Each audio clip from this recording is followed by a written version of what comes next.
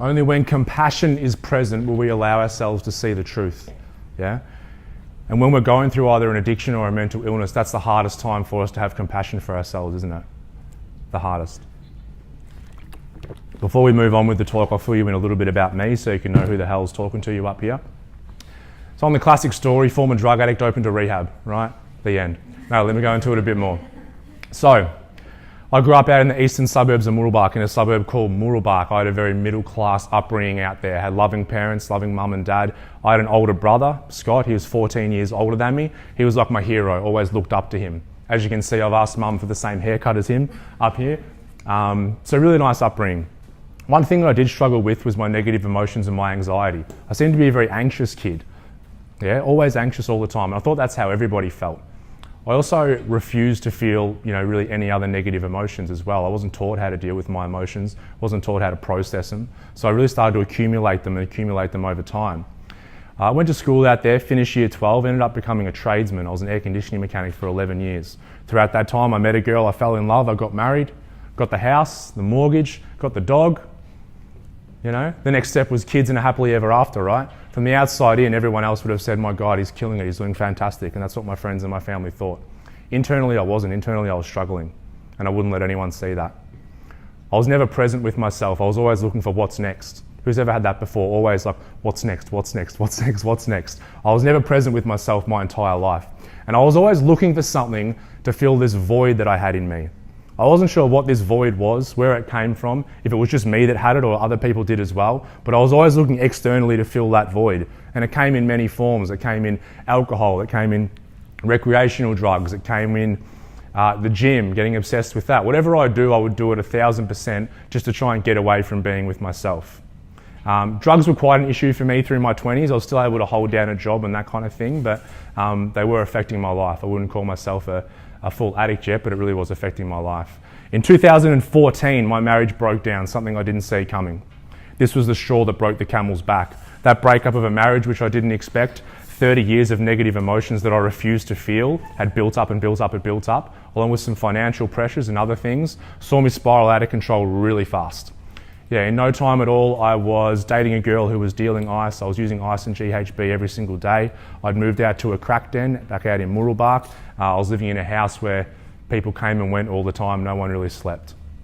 I ran through my money fairly quickly in that lifestyle, so I started dealing drugs to support my habit, which is what 99% of people dealing drugs do. They're simply trying to support their own addiction. The worst period of it was probably about a 6-month period where my usage was very, very high.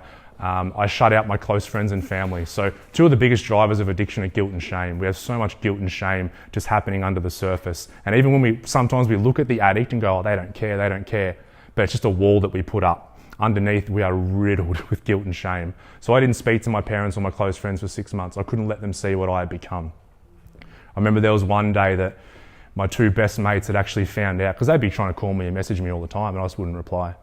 And they'd found out of this crack den that I was living in out in Mooroolbark, and they rocked up to the house one day. I'll never forget it. They knocked at the door, and like whenever there was a knock on the door back then, I freaked out. Who's that? Is it the cops? I was at home by myself with my dog that day, which was rare. There was only people everywhere in that house, but I was home alone. The knock at the door happened, then my phone went off and I was getting messages saying, mate, we're at the door, come out, we want to help. I ended up crawling from the room, made sure all the blinds were shut. I went to the hallway, which is the only room where there was no windows. I crouched down, grabbed my dog, tried not to make him bark or anything, and I sat there crying. And I wouldn't go to the door. I couldn't face my 2 best friends who simply wanted to help me. That's how much guilt and shame in the position that I was in. So I never saw them that day. They assumed that I wasn't home. After that, a lot happened. There was overdoses on GHB while driving, crashing a car. I was arrested twice. After I was arrested the second time, I decided this life isn't sustainable. It's going downhill pretty fast. So I decided I need to let my friends and family back in and try and sort my life out. I did let my friends and family back in. Going to see my parents and telling them the position I'd gotten myself into was one of, if not the hardest thing I've ever done in my life, because I'm very close with my parents. From there, I was like, all right, I need to get clean. What the hell do I do? Rehab, right? So I started Googling, started researching. I saw there was public and private rehab. So private rehab, $30,000 to $40,000. I didn't have that money and I wasn't going to put that on mum and dad. Public rehab was a 6-month waiting list at the time, and it's still around that today. And I thought, shit, I haven't got 2 months, let alone 6 months the way I'm going.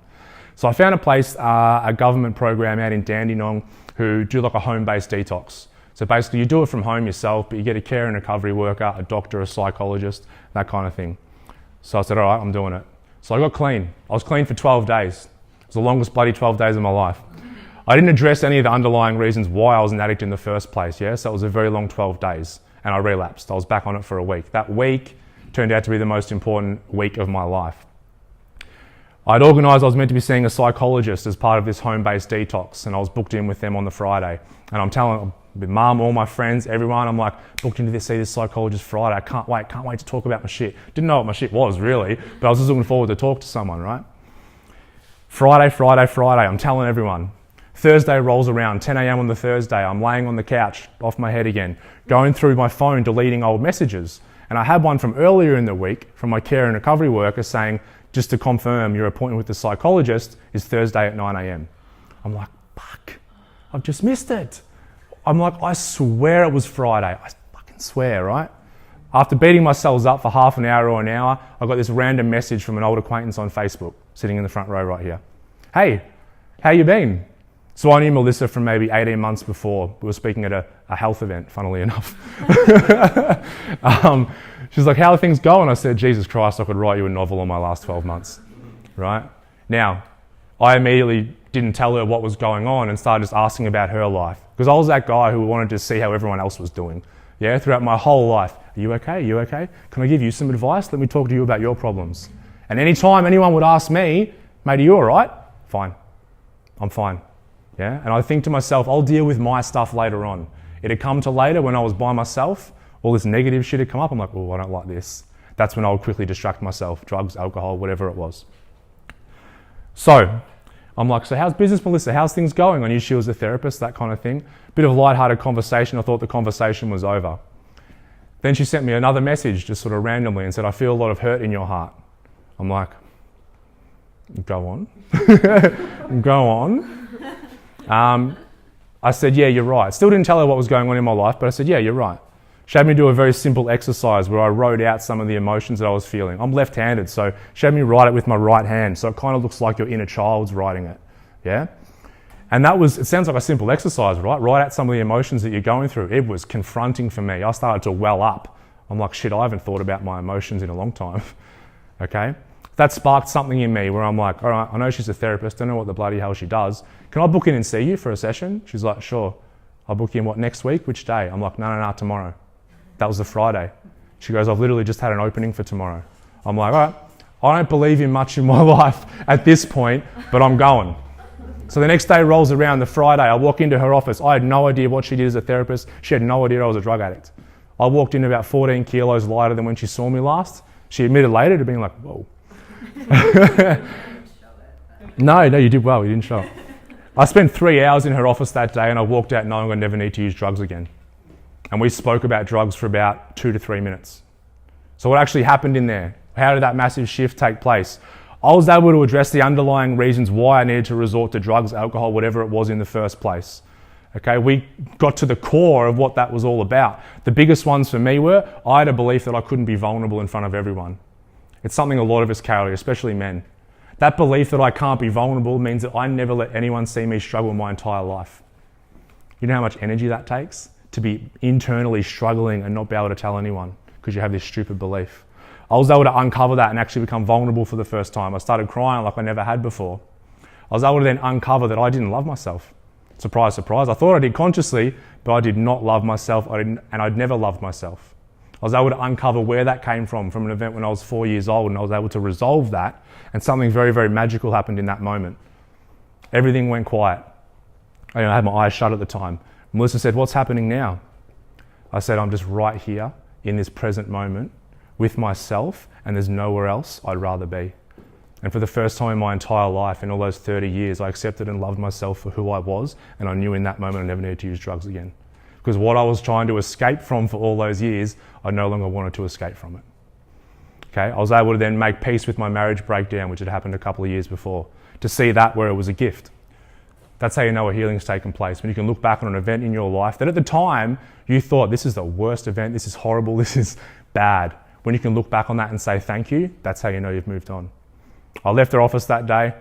I cut ties with everyone in that scene. The girl I was dating, Dumpsville. All the people that owed me money, you don't owe me money, don't worry about it, I'm off for a while. Okay, it took me about a day, I cut all ties. Went home and I slept for 4 days. After that I got up and I'm like, all right, I'm curious now. I want to know what else I've got going on underneath here.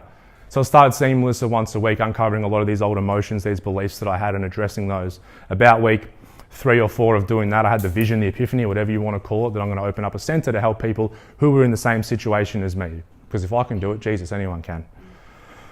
So I'm like, what do? I just immediately enrolled in TAFE, doing a diploma in mental health and AOD, which is alcohol and other drugs. I started doing that course. It's good fun, I enjoyed it, good teachers, that kind of thing. It just didn't quite resonate with me. It represented the old system to me, because the more research I did, I saw that the rehab industry has about a 10 to 15% success rate. And I'm like, it's not good numbers, not good numbers. So I went back to Melissa.